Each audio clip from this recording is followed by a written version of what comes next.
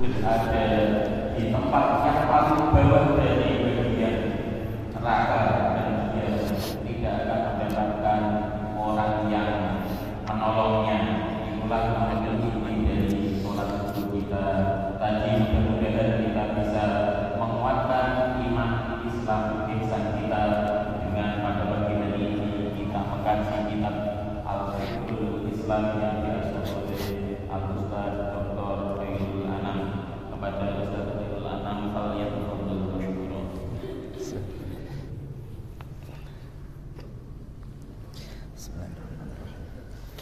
Assalamualaikum warahmatullahi wabarakatuh. Alhamdulillahi rabbil alamin, wassalatu wassalamu ala asyrafil anbiya'i wa imamil mursalin wa ala alihi wa ashabihi ajmain, amma ba'd. Alhamdulillah wa syukrulillah ala ni'amillah. Hingga detik ini kita masih diberikan nikmat yang tak terhitung dari Allah Subhanahu wa taala. Salah satunya kita bisa mendatangi masjid ini untuk melaksanakan kewajiban kita, yaitu sholat subuh berjamaah. Yang kedua kalinya sholawat dan salam marilah kita sampaikan kepada Nabiullah Muhammad sallallahu alaihi wasallam biqaulina Allahumma shalli wa sallim ala sayyidina Muhammad wa ala ali sayyidina Muhammad. Pagi ini insyaallah kita akan membahas satu bab di dalam kitab Al-Fiqhul Islami, yaitu at-taqayyudu bil ahkamis syar'iyyati yahtamuhul imanu bil Islam. Jadi ketika kita iman kepada Allah, kita iman kepada Islam, kita iman kepada Nabi Muhammad sallallahu alaihi wasallam, itu wajib bagi kita at-taqayyud bil ahkamis syar'iyyah, wajib terikat dengan hukum-hukum syariat yang datang dari Allah Subhanahu wa taala. Jadi kanal muslimuna ma'muruna bi ayyusayyiru a'malahum bihasbi ahkamil Islam, li'annahum mulzamuna bitasyiri a'malihim wafqa awamirillahi wa nawahihi. Jadi ketika kita mengatakan kita beriman kepada Allah, ketika kita mengatakan beriman bahwa Muhammad adalah Rasulullah, maka itu bukan ucapan tanpa makna, tapi itu adalah pernyataan dengan makna yang sangat dalam. Artinya ketika kita mengatakan Allah adalah Tuhan kita, artinya kita ini harus terikat dengan Allah, suka atau tidak suka. Dan ketika kita mengatakan Muhammad adalah Rasulullah, arti kita berkomitmen untuk menjadikan beliau sebagai teladan dan menjadikan beliau sebagai uswah hasanah. Sehingga dengan pernyataan la ilaha illallah wa asyhadu anna Muhammadan Rasulullah, itu artinya kita telah berkomitmen untuk menaati semua perintah Allah, menaati semua perintah dari Rasulullah sallallahu alaihi wasallam.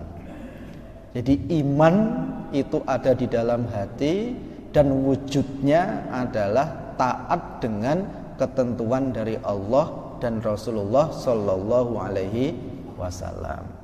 Atau dalam bahasa yang lebih sederhana, orang yang mengaku iman itu berarti harus mau terikat dengan syariat Islam, terikat dengan syariat Allah Subhanahu wa taala.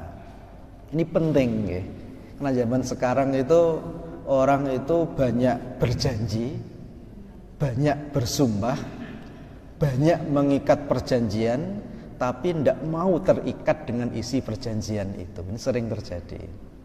Komitmen menikah, tapi setelah menikah nggak mau komitmen dengan janjinya saat menikah. Misalnya seperti itu. Banyak yang seperti itu zaman sekarang.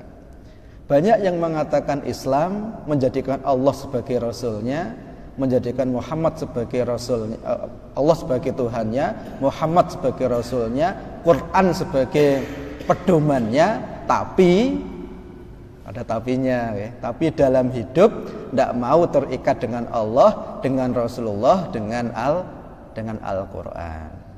Banyak yang mengaku Islam, marah jika Islam dihina, tapi nggak mau terikat dengan syariah Islam. Bahkan kadang-kadang ada yang memusuhi orang yang menyuarakan syariah Islam. Ketika dilihat KTP-nya ya Islam gitu ya. Ini yang kadang-kadang kita itu prihatin. Karena banyak sekali orang yang ngomong, banyak sekali orang yang katanya meyakini sesuatu, tetapi tidak ada realitanya di dalam kehidupan. Allah berfirman di dalam surat An-Nisa ayat 165.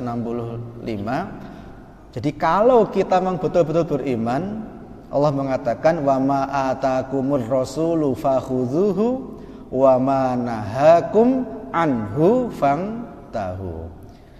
Jadi wa ma atakumur rasulu, dan apa-apa yang dibawa oleh Rasul, fakhudhuhu, maka ambillah.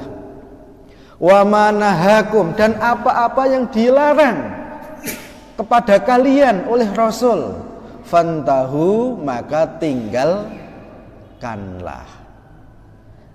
Dan kita harus akui, tidak semua perintahnya Allah itu enak.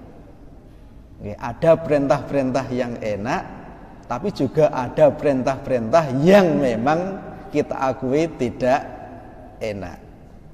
Ada perintah yang sesuai selera kita, tapi harus kita akui banyak perintah Allah yang kadang-kadang gak sesuai dengan selera kita.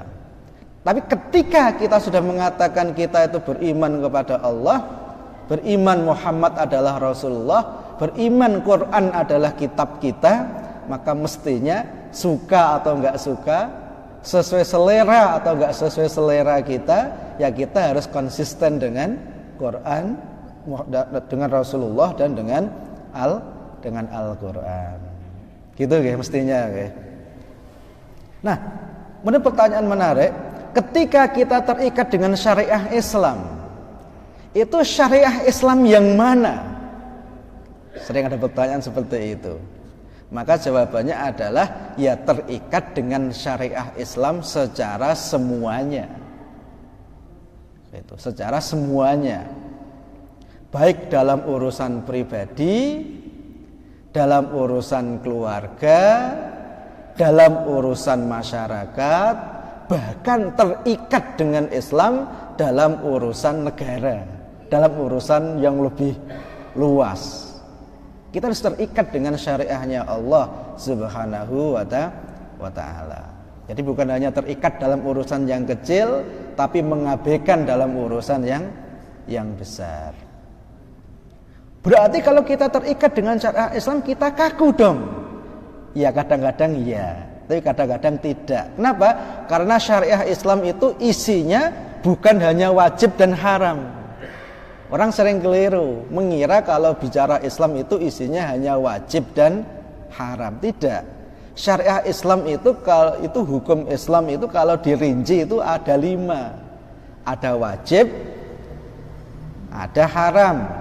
Tapi di tengah-tengahnya ada, yaitu ada sunnah, ada makruh. Bahkan di tengah-tengahnya ada lagi, yaitu yang namanya mubah. Mubah itu bagian dari syariah Islam.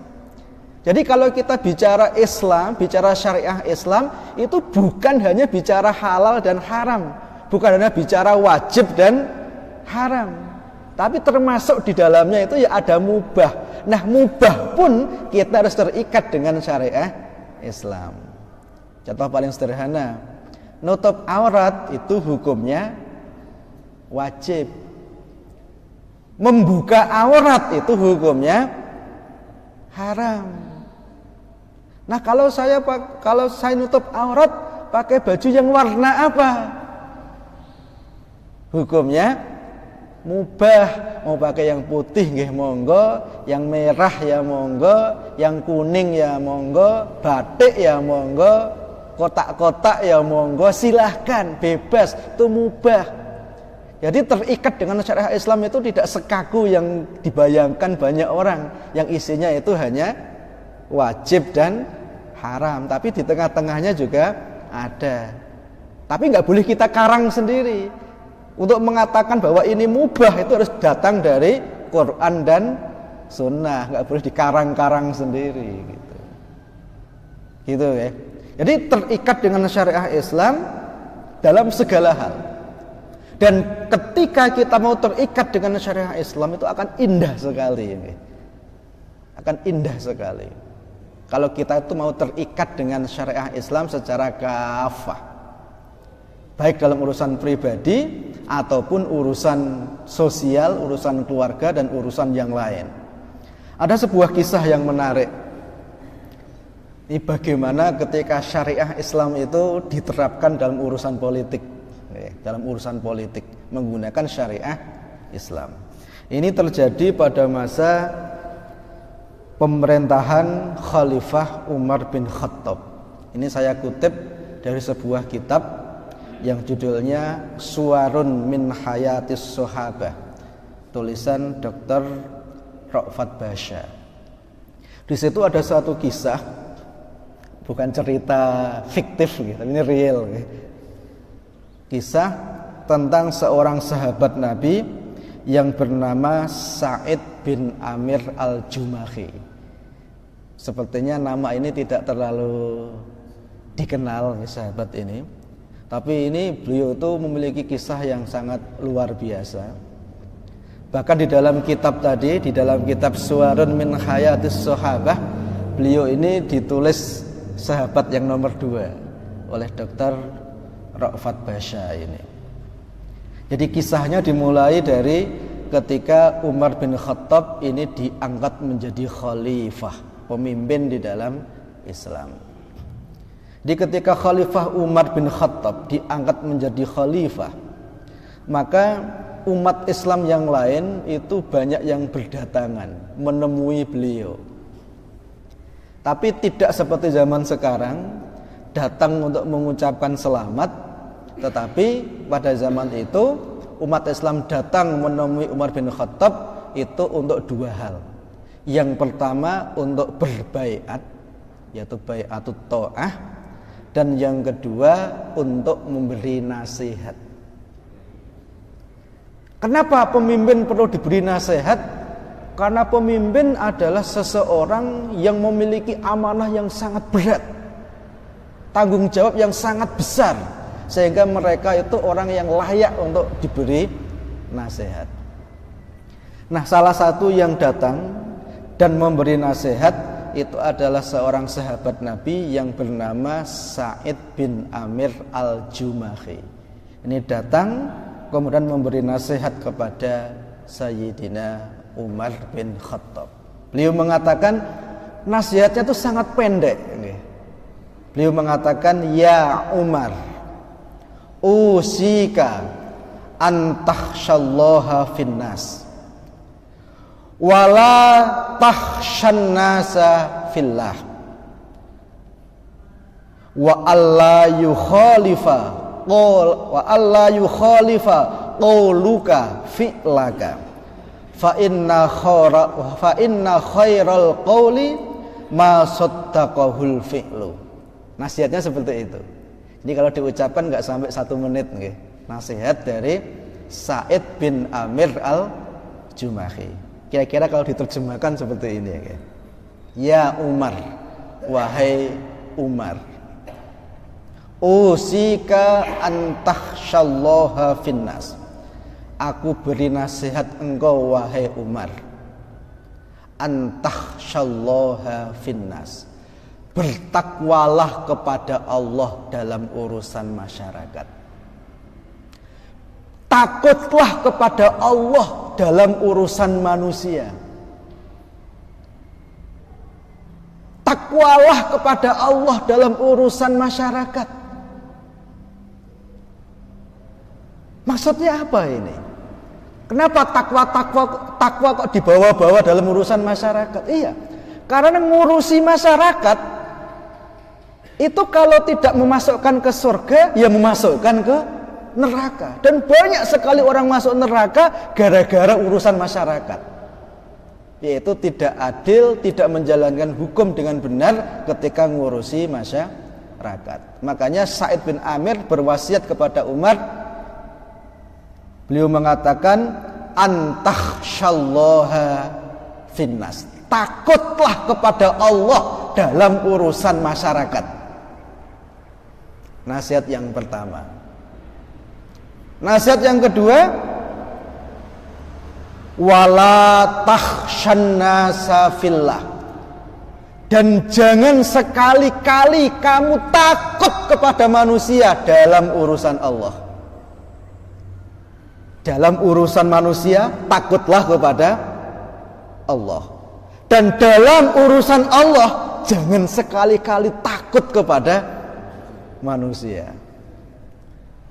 Luar biasa nih, nasihat yang pendek tapi luar biasa.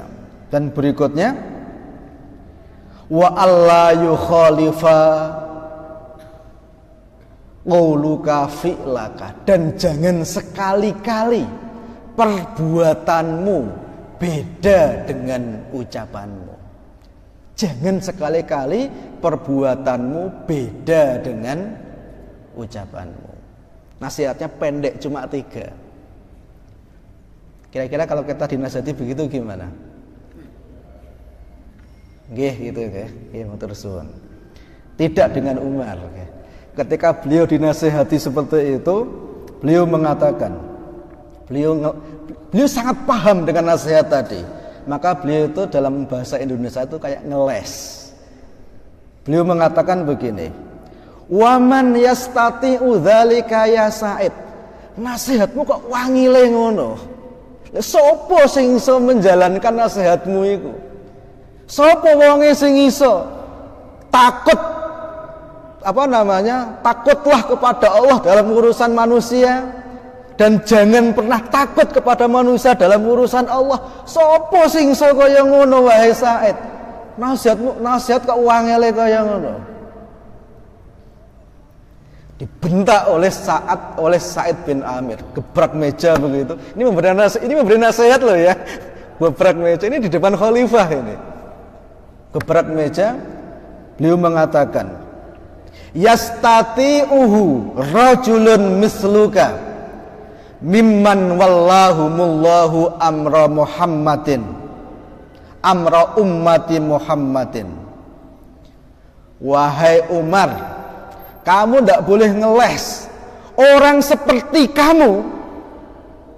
seperti kamu yang saat ini diberi amanah oleh Allah untuk ngurusi urusan umat Muhammad, untuk ngurusi urusan masyarakat, harus mampu menjalankannya, nggak boleh tidak. Ini nasihatnya maksa ini ya. Di orang seperti kamu yang mendapat amanat dari Allah untuk ngurusi masyarakat, harus mampu, nggak boleh ngeles. Ya sudah, akhirnya nasihat ini diterima oleh Umar bin Khattab. Jadi mendapat amanah sebagai khalifah, belum apa-apa udah dibentak-bentak orang ya. Diberi nasihat yang susahnya itu luar biasa. Nah, akhirnya pemerintahan berjalan ngikuti syariahnya Allah Subhanahu wa ta'ala. Sampai suatu saat ketika Umar bin Khattab menjadi pemimpin yang sangat adil, Islam itu menyebar luar biasa.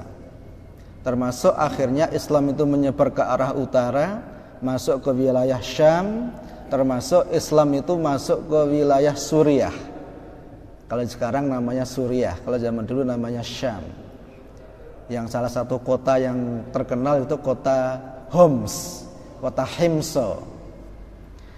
Nah, ketika Islam itu menyebar ke sana, nah kemudian Umar bin Khattab ini ya tentu saja mencari seorang gubernur.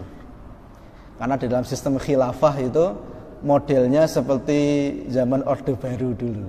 Jadi gubernur itu dipilih oleh khalifah, bukan dipilih oleh oleh rakyat gitu. Sehingga memang satu tim, satu paket, sehingga kerjanya itu sangat efektif dan efisien. Kalau sekarang beda ya.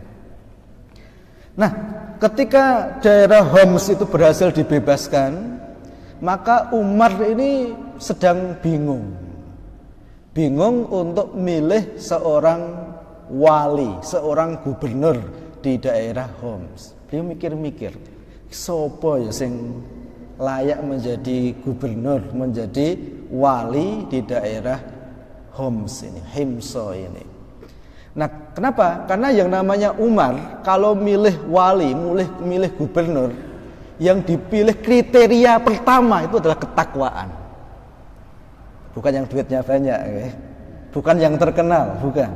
Tapi yang dipilih itu adalah yang paling takwa. Itu milih pemimpin itu seperti itu.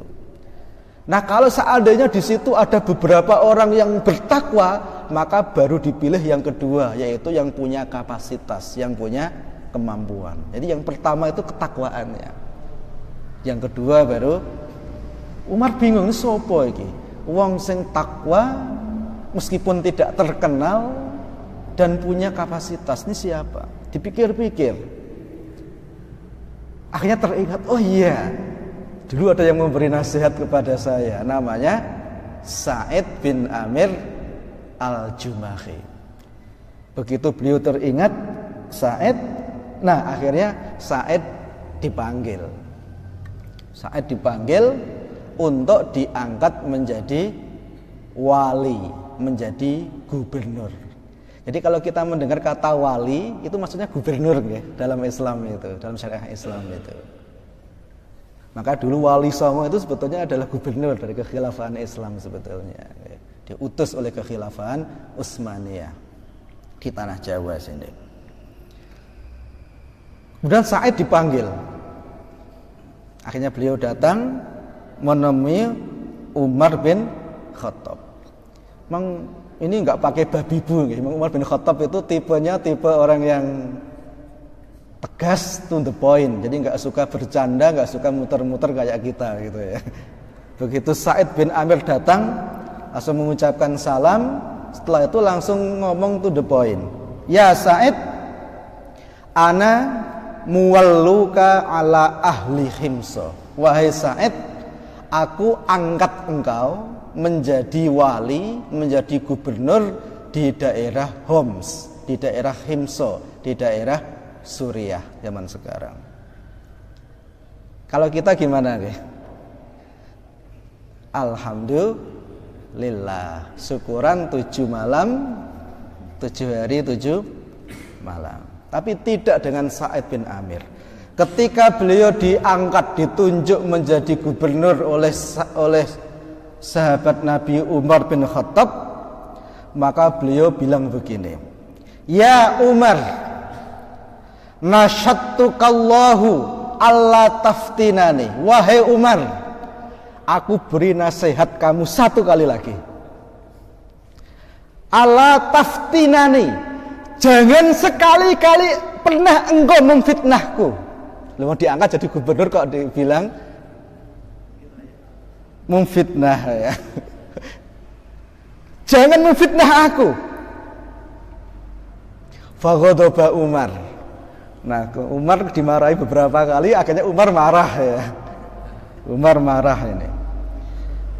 Beliau mengatakan, wahai hakum, wada'tum hadzal amra fi unuqi, thumma takhallaitum anni. Wallahi la ada'uka ya Sa'ad. Wahai hakum, celaka engkau wahai Sa'ad. Ini yang biasa ya orang Arab kalau ngomong itu kayak gitu. Celaka engkau wahai Sa'ad. Wada'tum hadzal amra fi unuqi, engkau meletakkan beban di pundakku. Tsumma takhallaitum anni, setelah itu engkau tinggalkan aku sendirian. Celaka engkau wahai Sa'ad itu. Enak men kowe. Dadekke aku khalifah, bariku ditinggal mlayu gitu ya. Wallahi demi Allah, la ada'uka, aku tidak akan pernah melepaskanmu gitu ya. Artinya tetap menjadikan Sa'id bin Amir sebagai wali gubernur di daerah Homs. Bisa dengan bayangkan, ini kalau diceritakan di zaman sekarang seperti cerita fiktif ya, kayak hoax ya. Karena zaman sekarang kayaknya hampir-hampir mustahil ada kejadian yang seperti ini. Tapi ini bukan hoax, ini betul-betul nyata, bukan fiktif gitu. Nah, kemudian akhirnya ya memang yang namanya dalam Islam itu begitu, Jadi kalau milih pemimpin tuh yang paling bertakwa, yang paling punya kapasitas, dan orang yang tidak punya orang yang tidak punya ambisi ke situ, gitu ya. Jadi Rasulullah pernah berkata, la nuwalli hadzal amra ahatan yas'aluhu. Aku nggak akan pernah menjadikan wali seseorang yang meminta. Jadi yang dikasih itu malah yang nggak minta. Orang yang punya kapasitas, punya ketakwaan tapi nggak minta. Gitu. Ya sudah. Akhirnya ya beliau nggak bisa menghindar, Akhirnya beliau ya sudah akhirnya gitu. Begitu beliau mau berangkat, kapan itu wahai Umar? Ya sekarang. Nah, terus gimana? Ya sudah, kamu sekarang jadi wali. Nah, langsung ditanya oleh Umar, wahai Sa'id, kamu perjalanan ke Homs butuh biaya berapa? Nanti dibuatkan nota dinas, SPPD kalau zaman sekarang. Apa jawab Sa'id? Sa'id mengatakan, wahai Umar, aku tidak butuh SPPD. Aku masih bisa makan dan masih punya dana untuk perjalanan ke sana. Hanya beliau pergi ke sana tanpa SPPD, tanpa bawa gaji apapun. Beliau berangkat bersama istrinya menuju ke sana, dan akhirnya beliau menjadi seorang gubernur di daerah Homs sana, di daerah Suriah. Akhirnya beliau menjadi pemimpin di sana, menjadi wali, mengurusi masyarakat, mencintai masyarakat, menyelesaikan urusan masyarakat, ya layaknya gubernur lah. Nah, Umar bin Khattab, pemerintahan Umar bin Khattab ini sudah sangat maju. Jadi beliau itu sering membuat yang dinamakan dengan survei. Umar bin Khattab itu sering membuat survei. Ya mungkin kayak semacam apa istilahnya kalau sekarang itu sensus, gitu, sensus. Dan Umar bin Khattab itu biasanya kalau membuat sensus, itu yang membuat sensus itu bukan pejabat, tapi memang betul-betul tim independen. Nah, intinya Umar bin Khattab ini membuat tim independen untuk mensensus penduduk Homs. Siapa yang kaya, siapa yang miskin, bukan untuk narik pajak, bukan, tapi memang itu perlu data itu, siapa yang kaya sehingga perlu diambil zakatnya, dan siapa yang miskin sehingga dia mendapatkan zakat. Memang data itu penting, tapi bukan untuk meningkatkan pajak, tapi data itu untuk mengurus masyarakat dengan benar. Umar mengatakan kepada tim independen tadi yang melakukan survei, uktubuli asma'a fuqaraikum hatta asudda hajatihim. Tolong dituliskan di data yang benar siapa-siapa di antara warga masyarakat yang miskin, sehingga aku sebagai pemimpin punya data untuk menyelesaikan permasalahan orang-orang miskin tadi. Akhirnya didata di sensus. Nah, kemudian setelah sensus itu selesai, kemudian datanya diberikan kepada Umar bin Khattab. Nah, ini bukan gaya-gayaan, sensus-sensusan gitu. Datanya dibaca betul oleh Umar bin Khattab ini, siapa yang miskin itu. Nah, ternyata setelah beliau lihat, beliau data, di antara sekian nama orang-orang miskin tadi, itu ada orang yang namanya Sa'id. Nah, Umar kaget nih. Akhirnya beliau bertanya, "Man Sa'id?" Ini Sa'id siapa ini maksudnya? Dijawab oleh tukang sensus, "Huwa amiruna." Wahai Umar, beliau adalah gubernur kami. Jadi dalam data sensus itu termasuk yang orang miskin adalah Sa'id bin Amir. Umar mengatakan, amirukum fakir, gubernur kalian betul-betul fakir. Qalu na'am. Jadi tukang seses mengatakan iya. Wa wallahi innahu latamurru alaihil ayyamu at-tiwalu wala yuqadu fi baitihi narun. Betul wahai Umar, bahkan beberapa malam dalam waktu yang sudah cukup lama saya lihat rumahnya kalau malam itu tidak ada lampunya. Jadi untuk sekedar menyalakan lampu aja itu nggak bisa gitu ya. Seorang gubernur itu. Fabaka Umar, kemudian Umar itu sampai menangis melihat kisah yang seperti itu. Nah, karena Umar ini seorang pemimpin besar ya. Kemudian Umar membuat keputusan untuk memberikan bantuan kepada gubernurnya yang miskin tadi yang bernama Sa'id bin Amir al-Jumahi. Kemudian beliau mengatakan kepada orang yang membawa uang, ini Umar pada saat itu mengirim uang kepada Sa'id itu jumlahnya 1.000 dinar. 1.000 dinar itu berapa? Satu dinar itu kira-kira setara dengan 4,25 gram emas. 1 gram emas itu kira-kira setara dengan 500-an ribu ya sekarang ya. Jadi 1 gram emas itu sekitar 2 juta lebih dikit. Berarti kalau 1.000 dinar ya berarti sekitar 2 miliar lebih sedikit. Ya saya kira uang yang wajar lah ya, 2 miliar untuk seorang gubernur loh ya. Kalau untuk kita yang orang biasa ya 2 miliar itu sangat besar. Kemudian Umar mengatakan kepada orang yang membawa uang itu,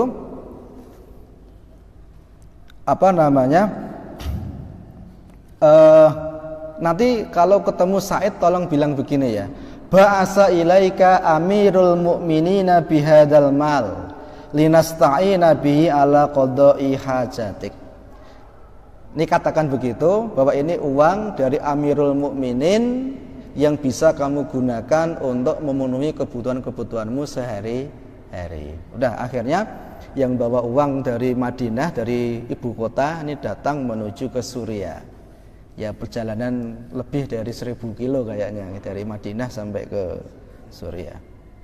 Sampai di sana, kemudian orang yang bawa uang langsung masuk ke rumahnya Sa'id bin Amir dengan membawa uang 1.000 dinar atau kira-kira 2 miliar rupiah kalau dirupiahkan. Kemudian salam dan mengucapkan yang tadi, intinya ini adalah uang dari Umar bin Khattab Amirul Mukminin yang digunakan untuk kebutuhan sehari-hari. Dibuka itu ternyata isinya itu emas ya, karena dinar itu kan emas ya. Emas itu. Nah, ketika beliau melihat emas, uang yang sangat banyak, 1.000 dinar itu, beliau mengatakan apa? Inna lillahi wa inna ilaihi raji'un. Kaget ya, tapi mungkin kalau saya kan pelan-pelan ya. Beliau mengucapkan itu dengan keras. Dengan keras, ekspresinya itu ekspresi orang kaget gitu ya. Nah, istrinya yang di dalam rumah kan nggak ngerti apa-apa. Taunya kan ada tamu dari Madinah. Ya, berarti kan dari kota, dari negara, dari ibu kota gitu kan. Datang. Nah, Sa'id ini kaget mengucapkan inna lillahi wa inna ilaihi raji'un. Istrinya yang baru mungkin membuatin air gitu kan, kaget itu. Nah, istrinya jawabin di belakang itu. Wahai Sa'id, amata Amirul Mukminin? Apakah Amirul Mukminin wafat? Gitu kan. Dijawab oleh beliau, la bal a'dhamu min dzalik, tidak, tapi lebih parah dari itu. Istrinya masih nyauti lagi ya. Berkolat, istrinya berkata, a'usibal muslimuna min wik'atin, apakah umat Islam di sana terkena bencana? Bal a'dhamu min dzalik, dijawab lagi, lebih parah dari itu. Wa ma a'zamu min dzalik, apa yang lebih parah dari bencana yang menimpa umat Islam? Dakhalat alayya ad-dunya litufsida akhirati wa hullat al-fitnatu fi baiti. Kita difitnah oleh Umar. Wah, mungkin kalau dari sekarang kurang ajar gitu ya. Kita difitnah oleh Umar. Istrinya bilang, takhallas minha. Ya udah kalau itu cepat selesaikan. Ya sudah, saya selesaikan dulu. Ya, uang itu diselesaikan, disuruh bagi-bagi ke masyarakat yang lebih miskin dibanding dirinya. Nah, inilah kisahnya sangat panjang sebetulnya, okay? Jadi jenengan kalau pengen lebih detail silakan dibaca di dalam sebuah kitab yang judulnya Suwarun min Hayatis Sahabah, tulisan Syekh Dr. Ra'fat Basha. Silakan nanti dibaca, itu sudah ada terjemahannya yang judulnya kalau nggak salah itu manusia langit atau apa gitu. Monggo silakan nanti dicari, dibaca kisah-kisah untuk ya kalau pas kita lagi merana gitu kayak. Nah, itu nanti bisa menjadi penghibur hati kita. Itulah kira-kira gambaran seorang pemimpin ketika menggunakan syariah itu seperti itu. Jadi betul-betul dunia ini bukan tempat untuk mencari enak-enakan. Tetapi beliau menjadi pemimpin itu adalah amanah dan beliau yakin ini dipertanggungjawabkan di hadapan Allah Subhanahu wa taala. Sehingga mereka menjadi pemimpin itu adalah sadar ini amanah yang nanti akan dipertanggungjawabkan. Sehingga dalam sehari-hari beliau itu mengurus masyarakat menggunakan syariah Islam.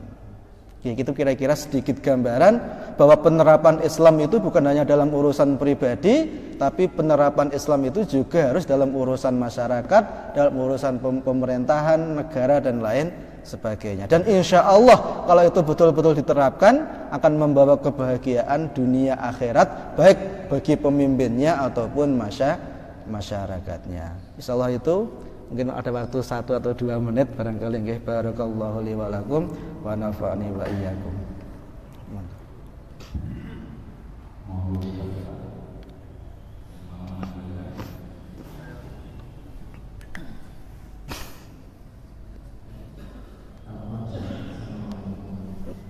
Waalaikumsalam warahmatullahi wabarakatuh.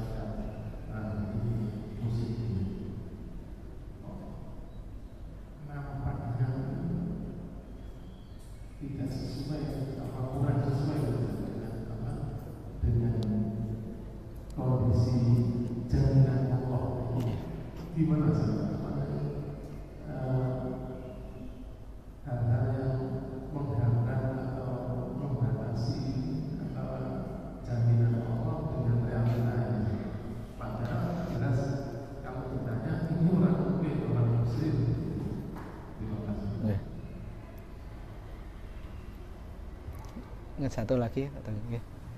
Barangkali. Satu lagi.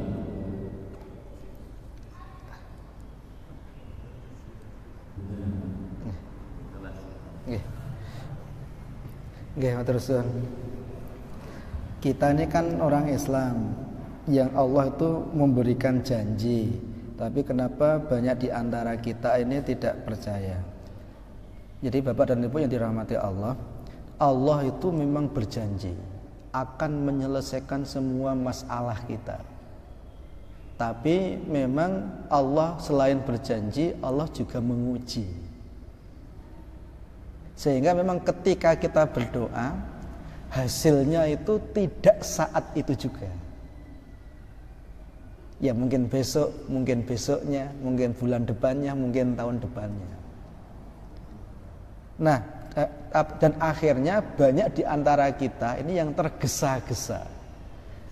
Ya sudah, nah Allah enggak memberikan solusi kepadaku, ya sudah aku tak main dengan caraku sendiri. Nah, begitu kita main dengan cara kita sendiri, Allah enggak jadi nurunkan pertolongannya. Dan memang pertolongan Allah itu pasti diberikan, cuma memang sedikit Allah menguji gitu. Diuji dulu sedikit gitu.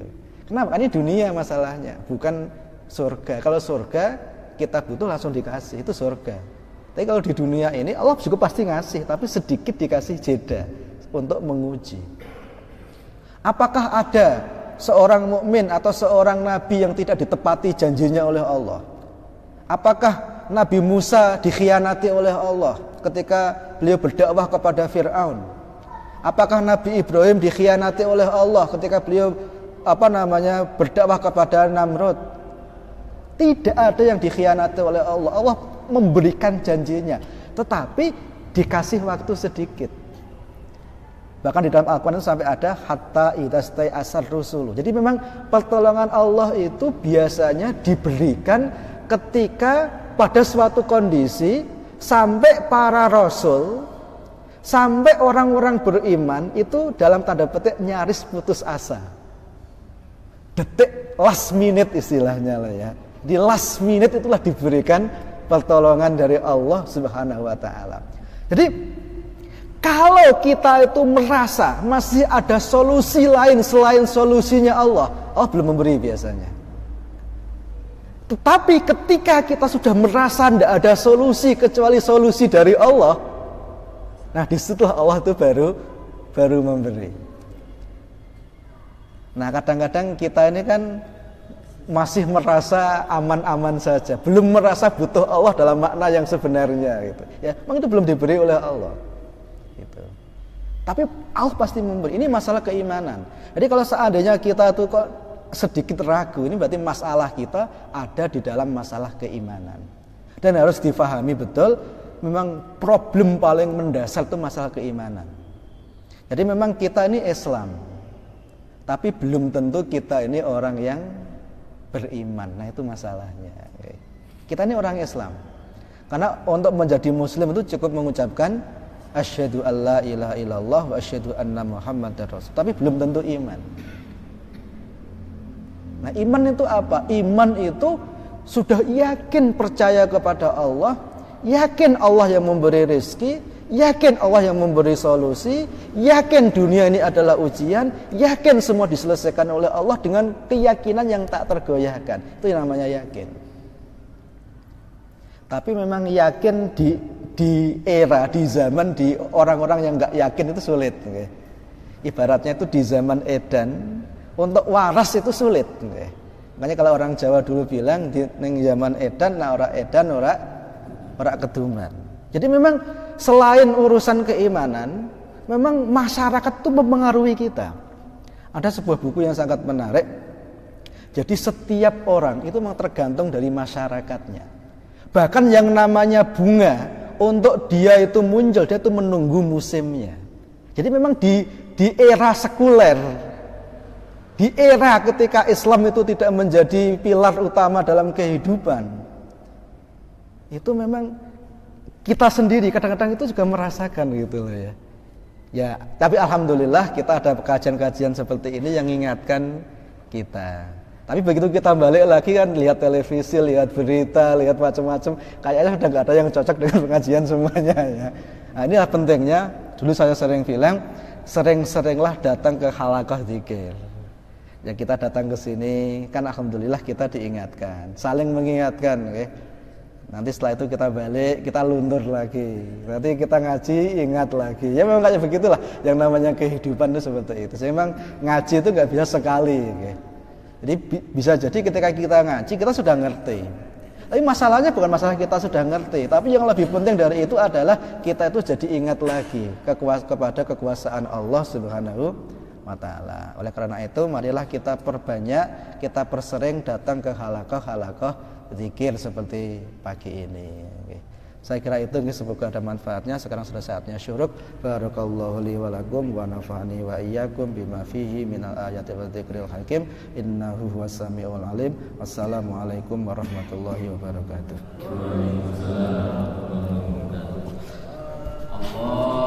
Allahumma